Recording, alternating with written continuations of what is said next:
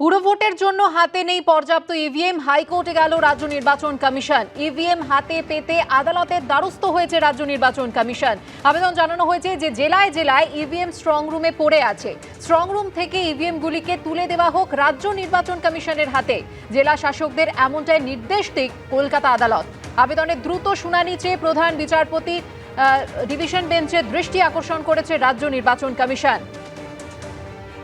পুরভোটের জন্য হাতে নেই পর্যাপ্ত ইভিএম, হাইকোর্টের দ্বারস্থ হলো রাজ্য নির্বাচন কমিশন। আবেদন জানানো হয়েছে যে জেলায় জেলায় ইভিএম স্ট্রং রুমে পড়ে আছে, স্ট্রং রুম থেকে ইভিএম গুলিকে তুলে দেওয়া হোক রাজ্য নির্বাচন কমিশনের হাতে। জেলা শাসকদের এমনটাই নির্দেশ দিক কলকাতা হাইকোর্ট।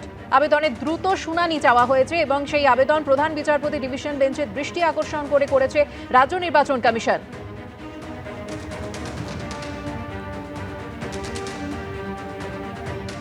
টানা বৃষ্টিতে পুরুলিয়া জেলার বিভিন্ন এলাকায় জলমগ্ন পরিস্থিতি তৈরি হয়েছে। এরই মধ্যে মঙ্গলবার সকালে সাতুরি থানার অন্তর্গত সুভাষ রোডের কোটালটি রেলগেটের কাছে জলের তীব্র স্রোতে বাইক সহ ভেসে গেলেন এক বাইক চালক।